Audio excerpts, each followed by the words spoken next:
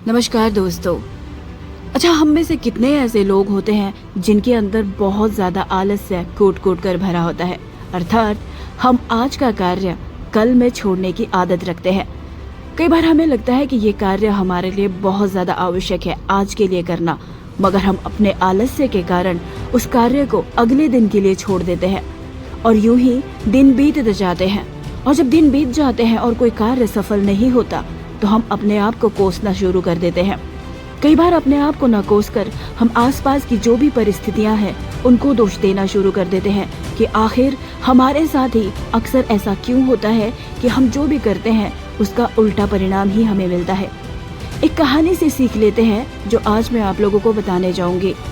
अगर उस कहानी को सुनने के बाद आपके जीवन में भी जरा सा आलस्य हो और उसके आलस्य को दूर हो जाए तो इस कहानी को पसंद कीजिएगा और मेरे इस चैनल को सब्सक्राइब कर दीजिएगा।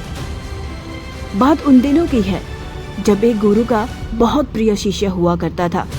वो शिष्य भी अपने गुरु से बहुत ज्यादा प्रेम करता था। दोनों गुरु शिष्य एक दूसरे के प्रति बहुत ज्यादा वफादार थे। गुरु इस बात से लेकर हमेशा चिंतित रहता कि वो शिष्य था तो बहुत अच्छा मगर बहुत ज्यादा आलसी भी था। गुरु अगर उसे किसी कार्य को करने के लिए कहे तो वो शिष्य हमेशा उसे अगले दिन के लिए टाल दिया करता था। गुरु इस बात से हमेशा दुखी रहते कि यह बालक आगे चलकर कौन सा ऐसा कार्य करेगा कि इसके जीवन में कोई बदलाव आएगा। गुरु को जब यह बात बहुत ज्यादा सताने लगी तो उन्होंने शिष्य को आजमाने का सोचा और उन्होंने शिष्य को पास बुलाकर कहा कि मैं 2 दिन के लिए गांव से बाहर जा रहा हूँ, मगर मैं तुम्हें एक जादुई पत्थर देना चाहता हूँ जिसको इस्तेमाल करके तुम बहुत सारे सोने कमा सकते हो। मगर याद रखना कि ये तब तक ही होगा जब तक कि सूरज ढल ना जाए और मैं ये इसे तुम्हें सिर्फ 2 दिन के लिए ही देना चाहता हूँ। इतना कहकर गुरु वहाँ से चले गए। शिष्य बहुत ज़्यादा खुश था क्योंकि उसे पूरा विश्वास था कि गुरु के दिए हुए इस कार्य को वो बहुत अच्छे से करेगा और उसके पास बहुत ज़्यादा सोना ही सोना होगा। पहला दिन इसी उधेड़-बुन में चला गया कि वो यह सोचने लगा कि आखिर उसने बहुत सारा सोना कमा लिया है और उसके पास देखते ही देखते नौकर चाकर वैभव भरी एक दुनिया बसा ली है उसने, और यहाँ तक कि एक सुंदर सी उसकी बीवी भी है। पहला दिन इसी उधेड़-बुन में उसका गुजर गया। अब दूसरे दिन जब वो प्रातःकाल को उठा तो उसने सोचा कि आज पूरा दिन पड़ा हुआ है। वह मन ही मन यह विचार करने लगा कि वो बाजार गया है और वहाँ से लोहे की बहुत बड़ी मात्रा में बड़े बड़े कीले लेकर आया है और उन्हें जैसे ही जादुई पत्थर से उसने स्पर्श करवाया तो वो सोने में बदल गई और उसके पास देखते ही देखते बहुत ज्यादा सोना हो गया। वो इन्हीं ख्यालों में खोया हुआ था कि देखते ही देखते दोपहर हो गई। अब उसके खाने का वक्त था। वो भोजन करने लगा और सोचने लगा कि अभी बहुत ज्यादा समय उसके पास बचा है। शाम होते ही वो बाजार जाएगा और लोहे की केले लेकर जादुई पत्थर से स्पर्श करवा कर उन्हें सोने में बदल देगा।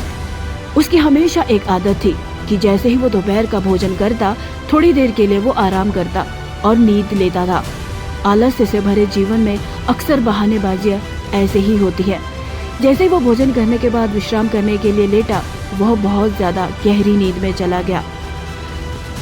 वह जैसे ही नींद से जागा उसने बाहर देखा कि लगभग सूर्यास्त होने को है। इसी आनंद फानन में वह दौड़कर बाजार जाने की सोचने लगा और जैसे ही घर से बाहर निकला उसे रास्ते में ही गुरु के दर्शन हो गए। गुरु से लिपट कर वो गिड़गिड़ाने लगा कि आखिर उसे एक और मौका दिया जाए ताकि वो कल का दिन उपयोग करके इस जादुई पत्थर को सोने में बदल दे।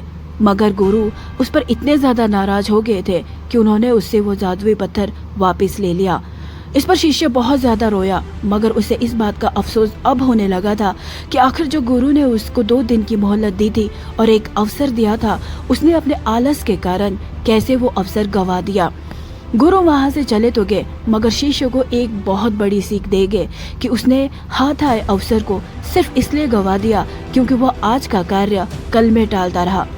इस कहानी से अगर आपको जरा सी भी सीख मिली हो कि अगर हम कोई भी कार्य करने की ठाने कि इस कार्य को हमें पूरा करना है तो वह कार्य हम ही कर सकते हैं, हमारे लिए कोई और वो कार्य नहीं करेगा।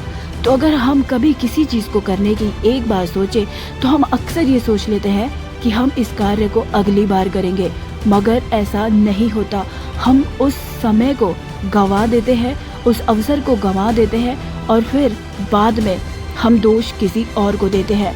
तो अगली बार से जब कभी लगे कि हाँ ये मेरा अवसर है करने का, आप उस कार्य को उसी वक्त कीजिए, देर से ही सही मगर उस कार्य को निरंतर करने के बाद शायद सफलता आपको जरूर मिलेगी। मैं मिलूंगी आपको